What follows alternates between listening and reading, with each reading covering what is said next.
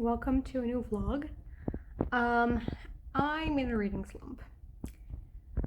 So, my goal this week is to get out of it. So what I think I'm gonna do, I have to go to the library anyway because I have to return a few books. So what I think I want to do is I'm just gonna take like a whole stack with a lot of things, like different genres, different age ranges, different languages as well, because maybe it's because I've been reading a lot of English lately that I just need to read in Dutch a bit. I think I'm gonna do that. I have Maria of the Dragons and the Bone Jar. I'm gonna keep those, I think, in case that I do get in the mood for those. The other ones that I have I'm gonna return, and I think I'm just gonna like max out on the amount of books that I'm allowed to take. And like I return them unread if I don't get to them. So that way I have a lot of different options, different vibes, different possibilities to try. So we'll see how that goes. I'm gonna leave now and I'll have it all haul for you when I get back. Behold the damage done, and keep in mind I have 2 other books as well. It's a little insane. The weather absolutely killed me. Let me put you guys down because we're going to be here for a little while. The weather absolutely is killing me because it's really nice out. It's not that hot, but humidity is there big time. So I literally had to change because it was so sweaty and gross. And I don't know if you can see that, but like this red line, that's just, I had these books in a bag that I was carrying on my shoulder. Like I had 3 books in my hand because it just didn't fit anymore. And I was like carrying it like that. So that's the red. It's a little insane. Let me walk you through. So let's do this in sections. On my way to the library, I passed a bookstore. So I thought, you know what, might as well. And I went looking for 2 books. One of them I did find, which is Dress of the Emerald Sea by Brandon Sanderson. Secret Project #1. It's kind of hard to find a good review for this because people are so spoiler sensitive for these books, but I think that'll be something that's really up my alley, like really whimsical, kind of fairy tale like. So a really nice gateway for me into the Cosmere. So I picked it up. The other book that I was looking for was The Grace of Kings. They didn't have it. They only had The Veiled Throne and The Speaking Bones, but not The Grace of Kings. But like next to it, in the L in the alphabet, was The Book That Wouldn't Burn by Mark Lawrence, who's obviously a very big name in the fantasy sphere, and I've heard great things about it. I don't know exactly what this is about, only that's to do with like a library. I don't know anything else, but I'm kind of intrigued. I've heard good things, so I took it with me. And then I have one that was an absolute cover buy. I haven't heard anyone talk about this, but it's a historical fantasy called The Other Lives of Miss Emily White by A.J. Elwood. It's set in a boarding school, like dark academia vibes.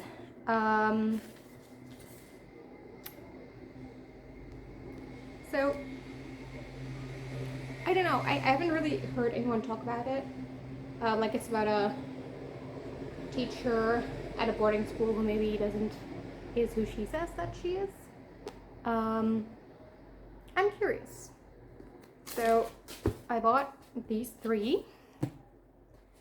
I have to make room in my shelves because I currently don't have room. That'll happen once I'm done here. So then the actual library haul. First I went to the YA section And there I got 3 books. I got, is All the Stars in English? Stars Above. In Dutch it's All the Stars. Stars Above, which is the short story collection that's a companion to the Lunar Chronicles series. Like, it's short stories, so it's like one and done. I can like kind of dip in and out of it, and it's a world that I already love, so I think this will be just a very fun read. I don't think there's too many stories either. 2, 3, 4, 5, 6, 7, 8, 9. There's 9 stories, so I think this will be fun. The other 2 were absolute cover borrows. I've got Circus of Wonders by Elizabeth McNeil. I don't know anything about this. It's historical. It's set in 1866 and has to do with circuses. I love circus stories. I also love the cover. I think it's really pretty. So yeah, I'm curious. I want to try this. Then I also like, look at that cover. It's stunning. Also a YA fantasy by Belgian author, I think. It's called Daydreamer. I don't know if there's an English version of it. I would have to look it up. But yeah, I thought the cover was nice. It's like with castles and flowers and stuff. It's the first book in a duology, so it's not too long, so not a huge commitment either. That was the YA section. Then I went to the English section, but in order to do that, I had to pass the women's fiction / romance section, and there I also took one which is, sorry, I always have to look for English titles. Little Tea Shop in Tokyo by Julie Kaplan. This is just like a fun little contemporary. It's like a whole series. Like if the blah blah in Copenhagen and the blah blah in Paris and the one in Tokyo. So I don't know a ton about this, but it's like a fun, fluffy story, I think. So then I went to the English section, and I was looking for a couple of things that I couldn't find. I was looking for The Long Way to a Small Angry Planet by Becky Chambers, but they didn't have it. Like, I knew that the library has all of the ones I was looking for, they just weren't present when I went there. So like that wasn't there. I also looked for The Atlas Six by Olivia Blake, which didn't have. I looked for Daughters of Sparta by Claire Haywood, which didn't have. And I looked for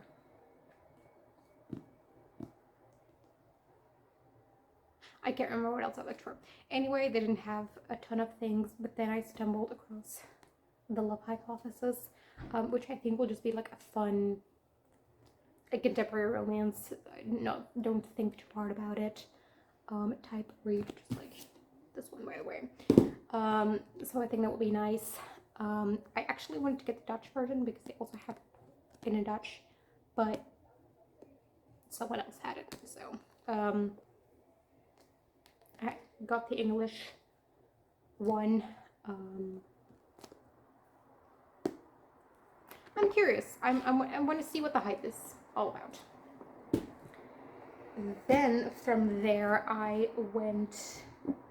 saw, when I was in the English section, I saw 1,000 Ships by Natalie Haynes, and I thought, you know what?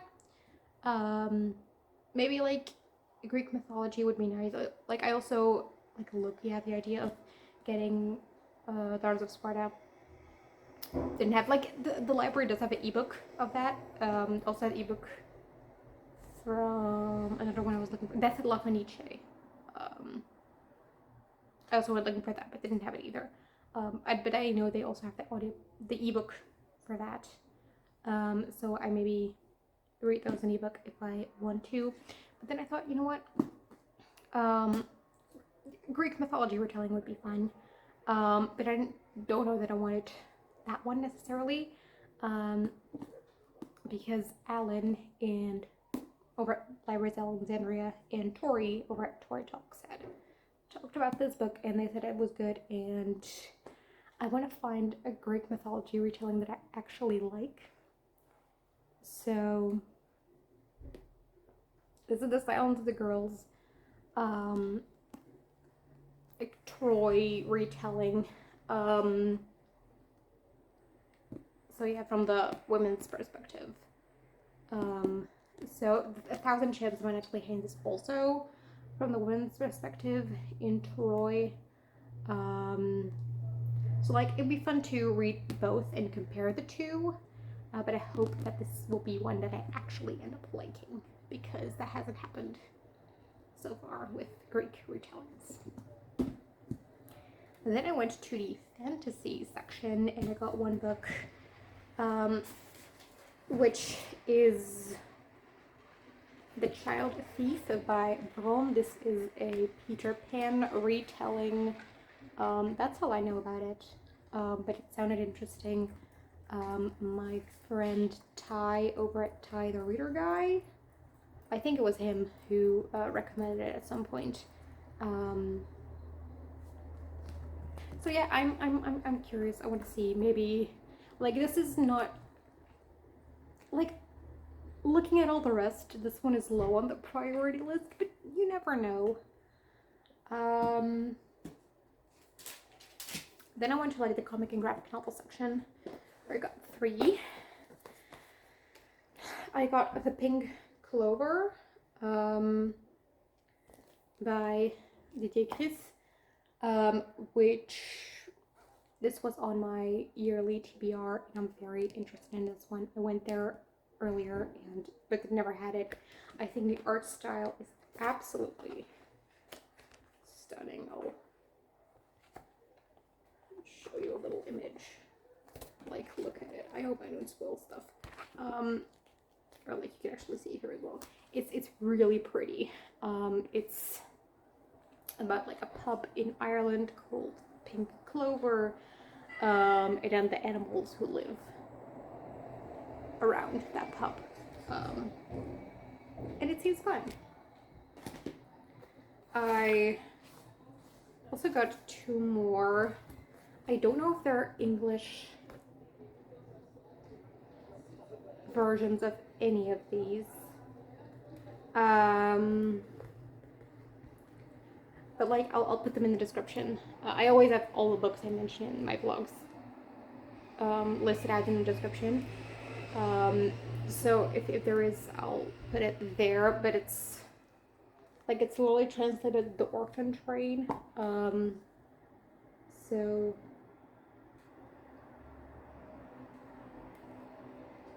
yeah, I think that this will be really fun, like historical fiction, like orphans going to the West to get a better life, on this train. And then retell their story. So I'm excited about this one. And I also got Stonehenge, which is like also historical fiction, like really old historical fiction. So yeah, this one seems fun. I don't know, it's like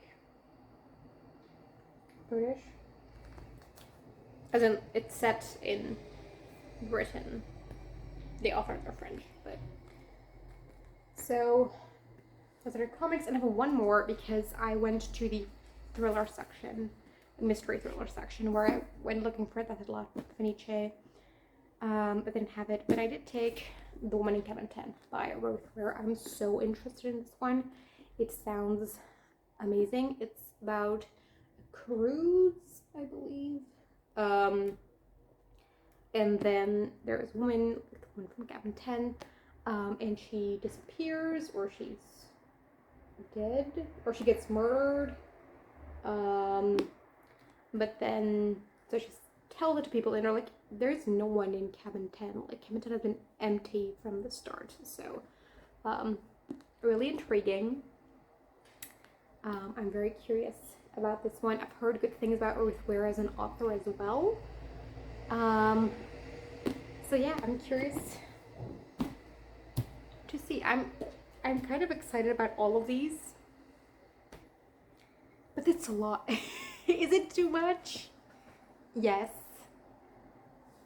Is there a big chance that I like barely touch any of them? Yes. Does that bother me? Only a little bit.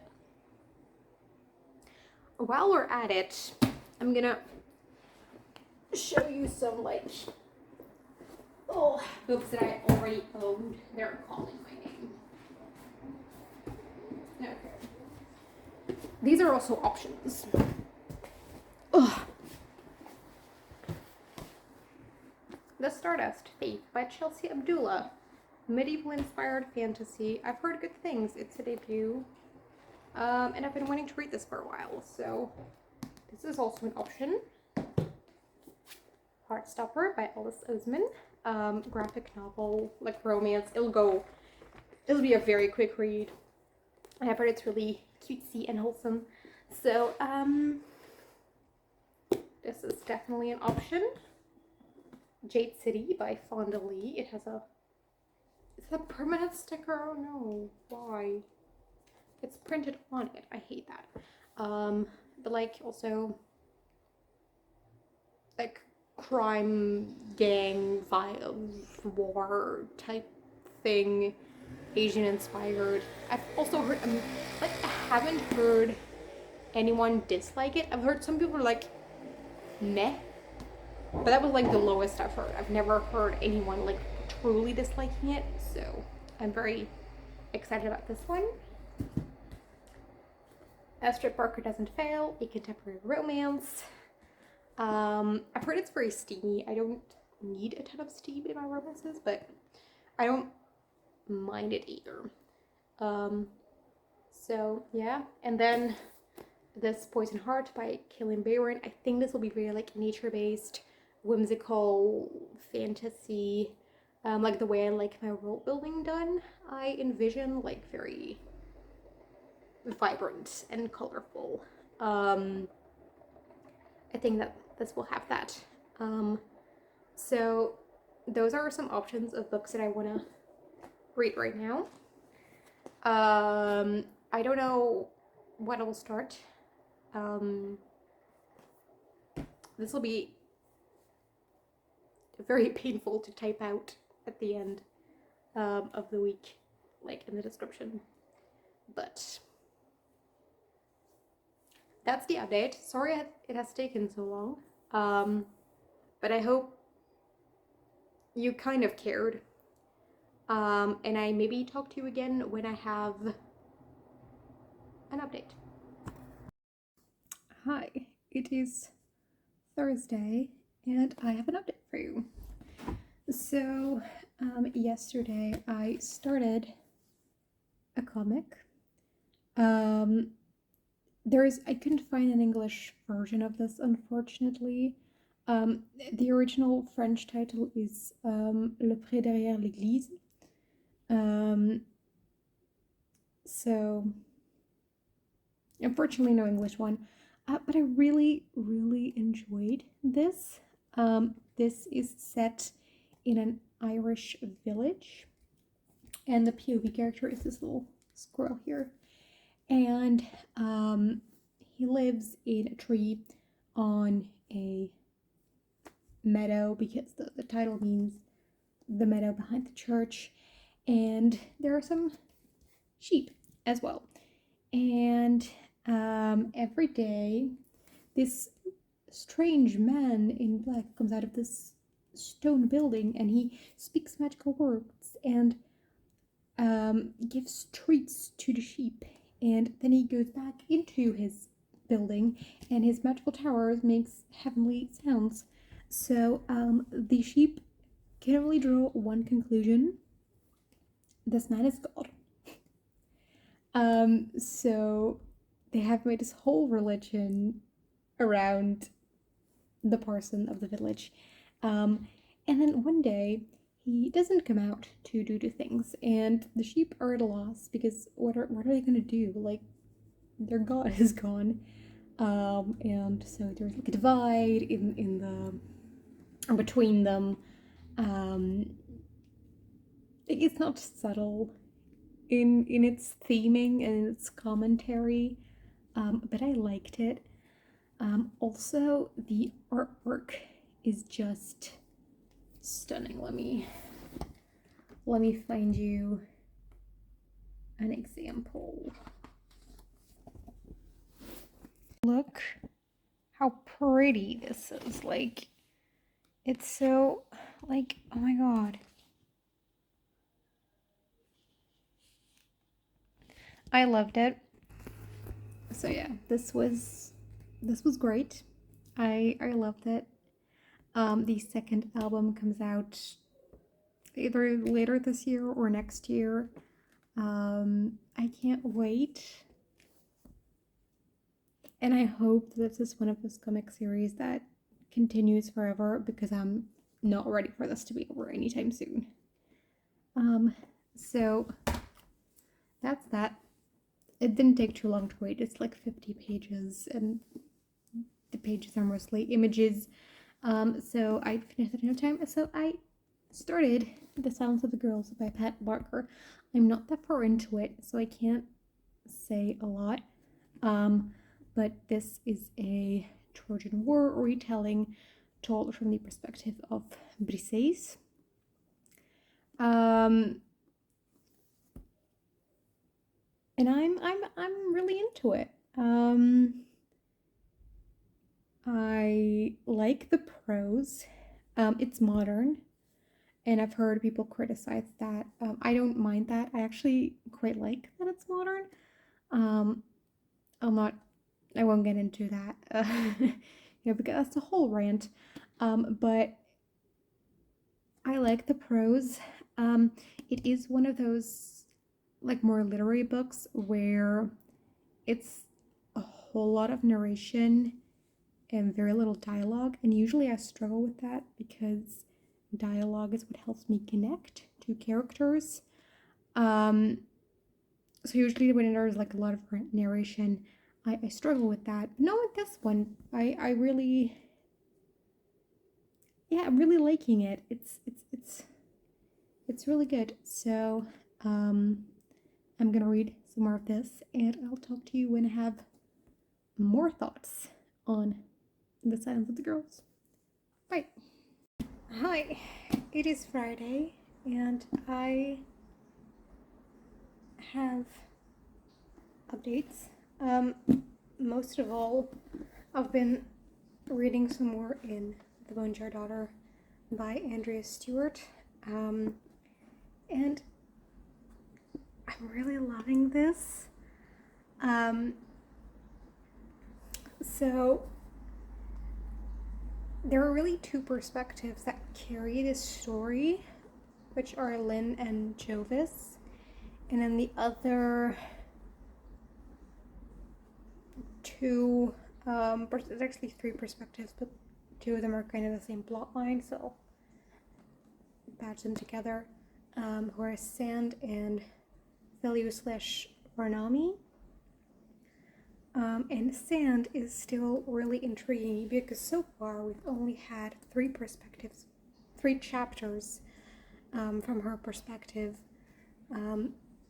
So it's really intriguing, like it raises some very intriguing questions and ideas, but it doesn't overstay its welcome. We don't get so much that like the mystery is no longer mysterious and intriguing, but like just enough to like get some clues and to get connections to the other perspectives. And I have Feliu/Ranami, their plotline has become a lot more interesting now. Also, we didn't get a ton from them, and their plot thread is kind of interwoven with one of the other ones now. I won't spoil it, but and I'm really into it. Then we also have Jovis, and his perspective is just so fun and fast-paced and like really page-turnery, and he goes to so many places and does different things. And it's just his perspective is my favorite at this point. I love being there. So like those three I'm loving. It's just Lynn.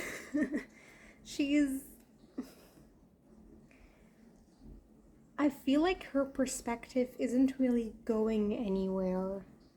And that may have something to do with that it's just staying in one place, and we keep like, okay, trying to get her memory back, trying to get a key, try to get her memory back, try to get a key.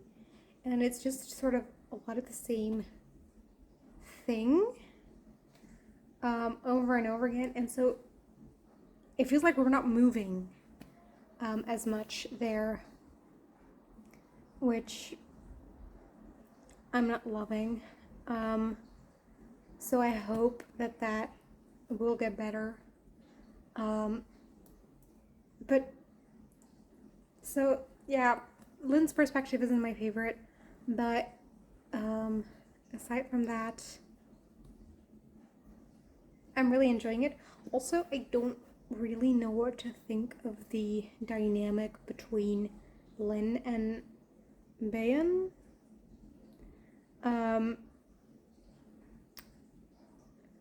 Like, I don't...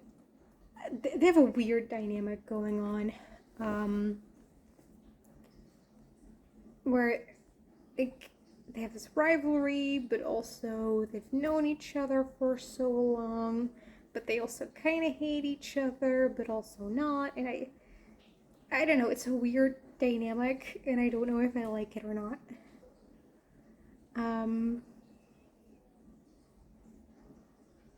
So yeah, it's not a perfect book for me, but I'm enjoying it, and I think I'm going to be taking this one home with me during the weekend so I can get a huge jump done, because I'm about halfway.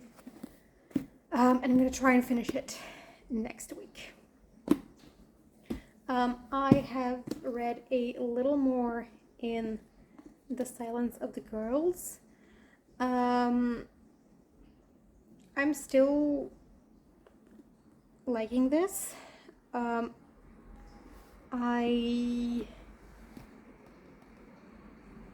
don't know, it's hard. As I already said, I like the writing. And I like that it's modern writing as well. Which I see criticized a lot. But the reason I like this is, so I'm studying Latin Ancient Greek, right? And part of that is we learn about like translation and like what that entails, and like translation analysis and all that. And you can make a translation that stays really close to the original and the culture of the original and the conventions of the original, or you can make a translation that sort of adapts those things to modern audience, to our conventions, to our culture, and like it's a spectrum, obviously. Like no translation does either one in the extreme, but like some are more leaning toward the original, some are more leaning toward modern, and one, like I get to deal with a lot of translation, and what I find, especially in English translation, is that they're going to use really archaic language. Like, they're gonna use thou and words like that. And I'm like, this text is just written in language as it was spoken at the time. Like, this was not a weird thing for them to say. This was just how they talked. So I'd say it's more correct to just translate it in language that we use today.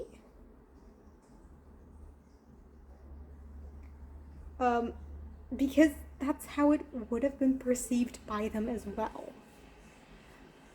So that's why I like it's modern. Now, this is a very interesting example because epics weren't written in just your everyday language. They were in an artificial dialect that didn't really exist. Like, no one spoke the way they speak in epics.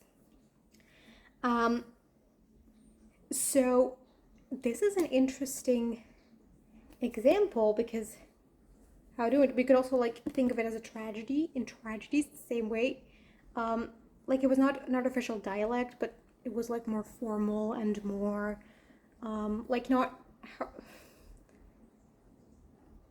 like more poetic than what people would normally say, but like still in their dialect. But if we think of it as an epic poem, because the most famous version of the Trojan War, or like story within the Trojan War cycle, happens to be an epic poem.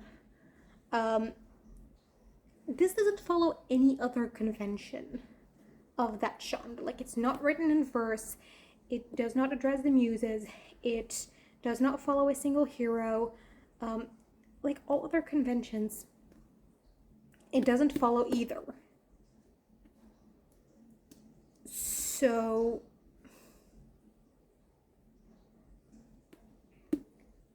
I don't think you can be mad that it follows the convention of artificial language either. So that's why I like that it's modern.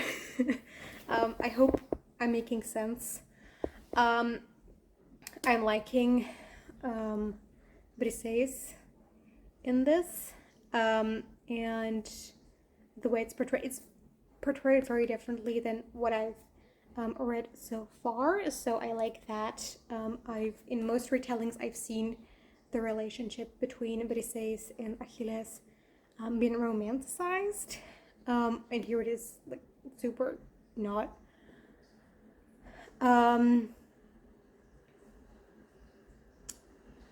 So yeah, I'm really enjoying this so far. Again, I'm not super far into it, so I can't say a ton.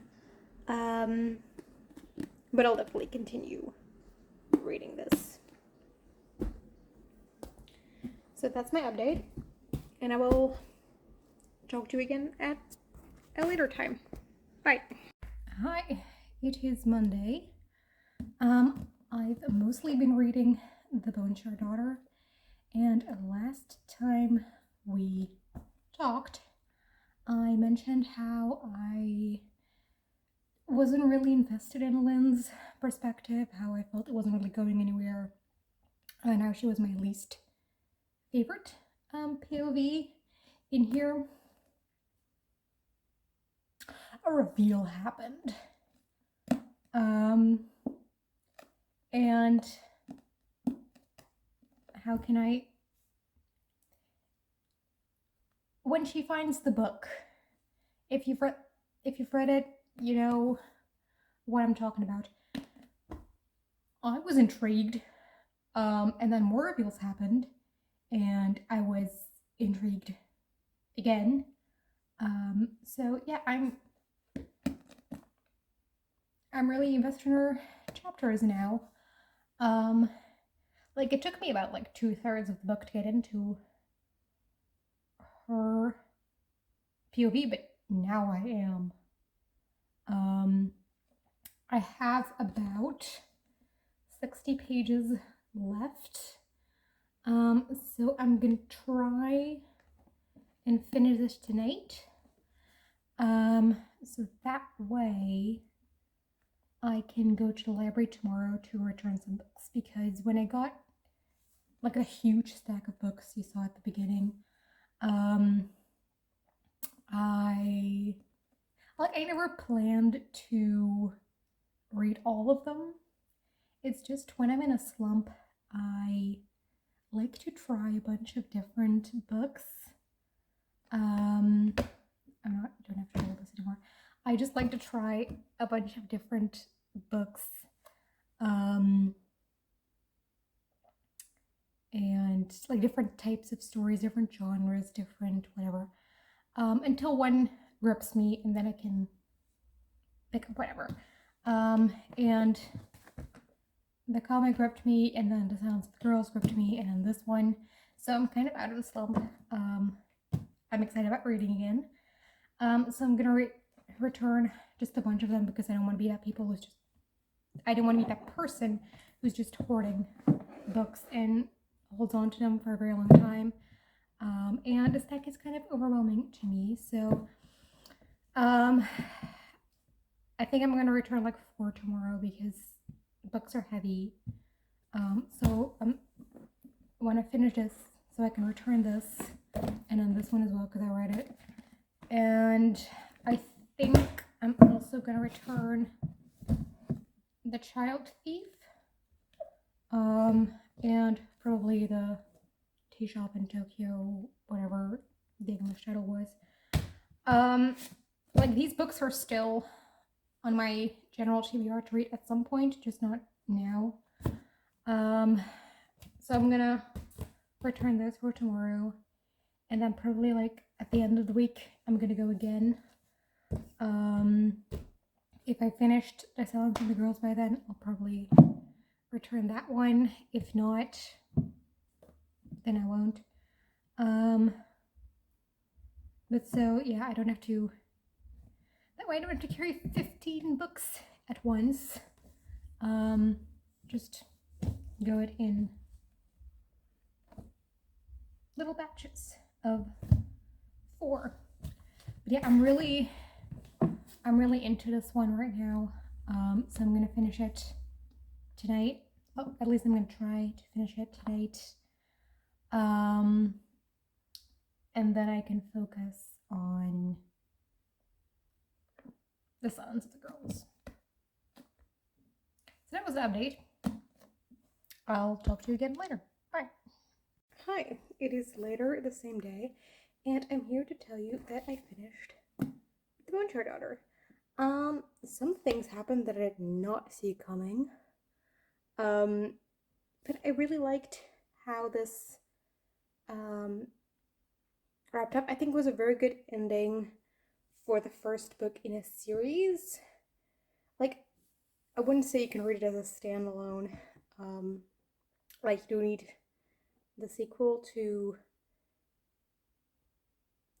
have a satisfying ending, but it also wrapped up some things, some threads, which made it also kind of stand on its own, and made it like we had some satisfying conclusions to certain arcs, while also leaving enough for sequels. I hope I'm explaining that well. Yeah, I really like this.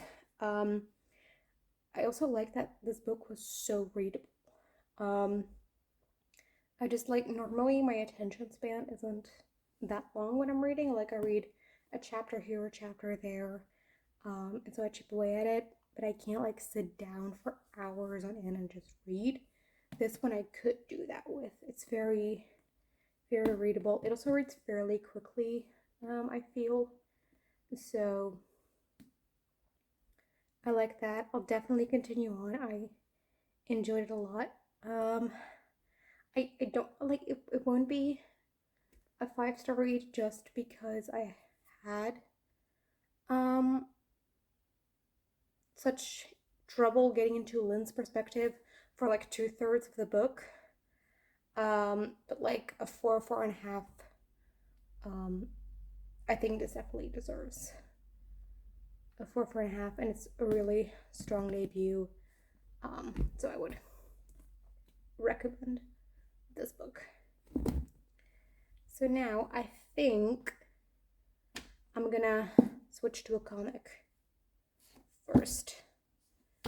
And I'm debating a little between Stonehenge and Marie of the Dragons. This one's historical, this one's like sword and sorcery, fantasy with dragons. I think just like rationally I should probably pick Marie of the Dragons just because that's continuing a series, so maybe I'll do that. Yeah, I think I'm gonna read this one, and then after that continue Silence of the Girls. I think that's what I'm gonna do. So I'll talk to you tomorrow or Wednesday at some point. Bye. Hi, it's Wednesday. This will be the last clip of the vlog. I have a lot of clips.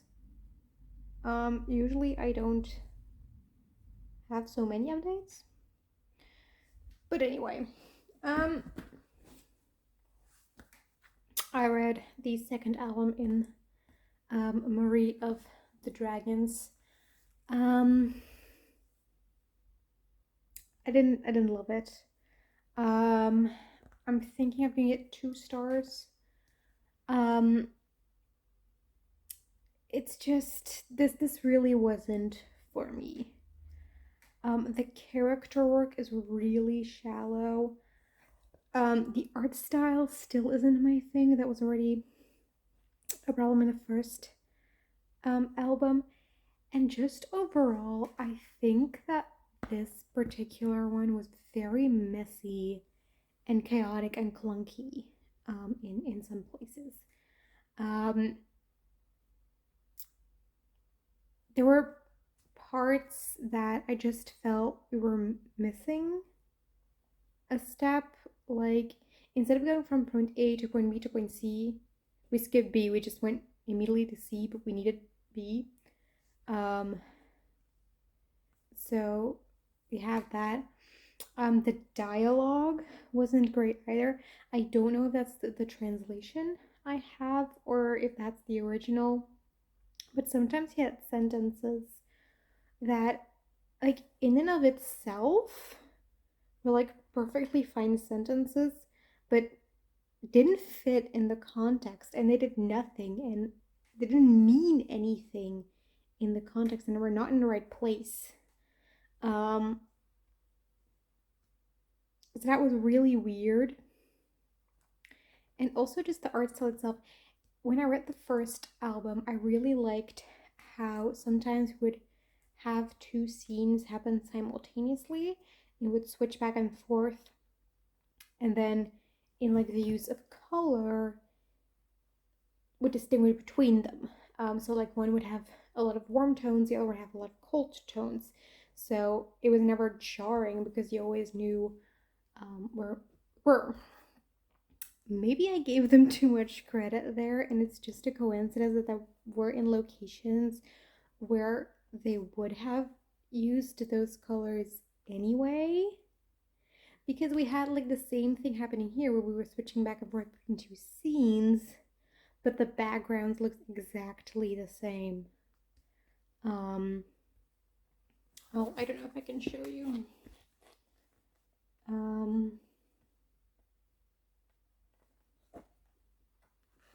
But like, we're here, and then we switch.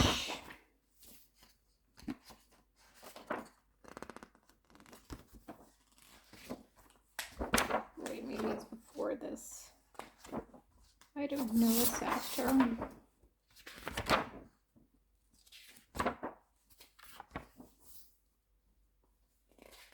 then we switch to here. Like, that looks exactly the same to me. I don't know. Like, so there was a really long time that they kind of split up at some point for reasons. But like, I thought they were together for like a big chunk of it because the backgrounds were exactly the same. So I thought that they were in the same location, but they weren't. Um, so I don't think that was very well done. Um, Also, just a lot of things were very predictable, but at the same time, there were so many moments where I just had no idea what was going on because, as I said, we were missing the steps because, as I said, it wasn't always clear um, in what scene we were and who was there and who wasn't. Um, so yeah, this is really disappointing, and I just didn't care anymore. Like, this thing is 48 pages long, and I was just waiting for it to be over, which isn't ideal. And like, talking about it right now, maybe 2 stars is too generous. Maybe I should lower it to like 1.5 or even 1. But like, 1 is for act of hatred in my rating scale. And I don't know that I feel that, so maybe 1.5. I don't know. But yeah, this book solidified that this is not a series I want to continue on with.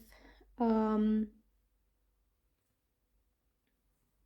this wasn't my thing. Also, some of the images were very male gazy, like the way, especially in the beginning, there was one scene with a few women that I really didn't appreciate.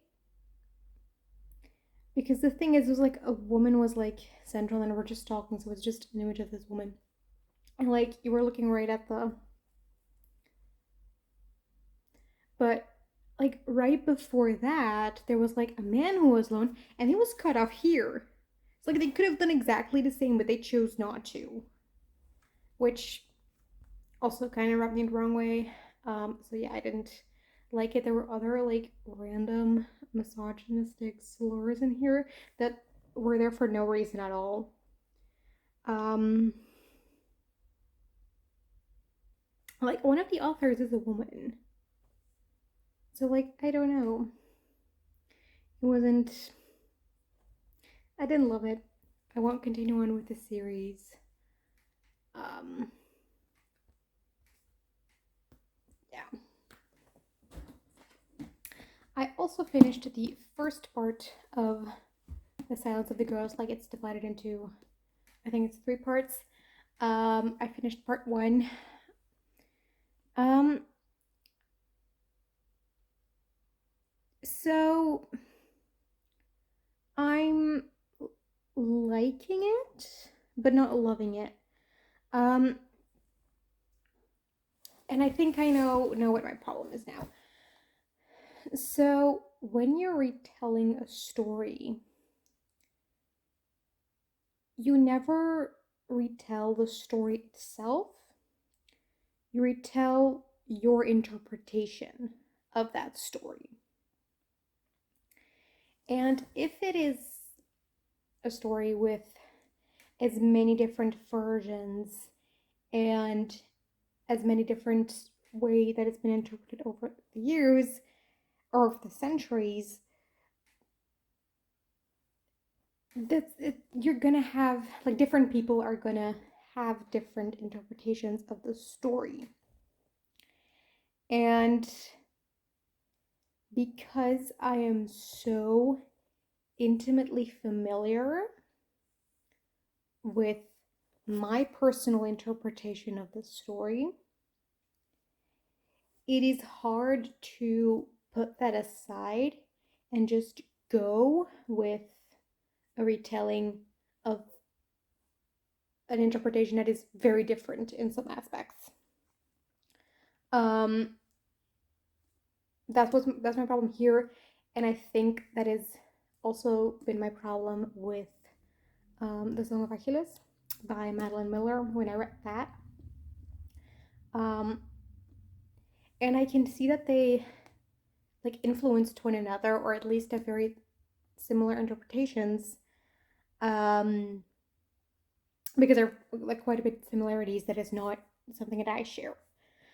In it, I okay, unpopular opinion. I really, really didn't like the Song of Achilles, but like this one at least isn't as like aggressively wrong as the other one. Like there are things that just historically make no sense. Um, in the Song of Achilles, um, and also Madeline Miller tried to put in Easter eggs to other myths, but in doing so, she kind of created plot holes in those other myths. Like at least that doesn't happen here, or not, um, or haven't seen it yet, at least. Um, so it's not as just objectively wrong in some places. Um, but it's still not how I interpret certain things in the story of the Trojan War, which makes it hard to connect to this for me. So I'm not loving that. Yeah. What else to say? There is certain like use of language. I talked before about how I do like that it's modern language, and I stand by that. But there are certain things where I don't know how to describe it in English. I don't know the correct words in English to describe what this writing is, but it's a way of using language that I don't like anyway. Like it doesn't matter if it's a fantasy book, if it's a historical book or a contemporary book. I don't like it.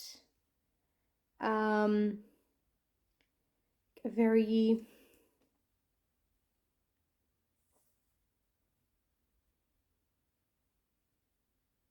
like swearing is not the right word because it's not really swearing and I don't mind that, but like it's adjacent to that and I just don't like it anyway in books. Um so yeah. I wish I could describe it, but I just don't have the language to do it. I apologize. Um yeah, I'm not hating this. Um I've read much worse retellings that I've liked a lot less than this one, but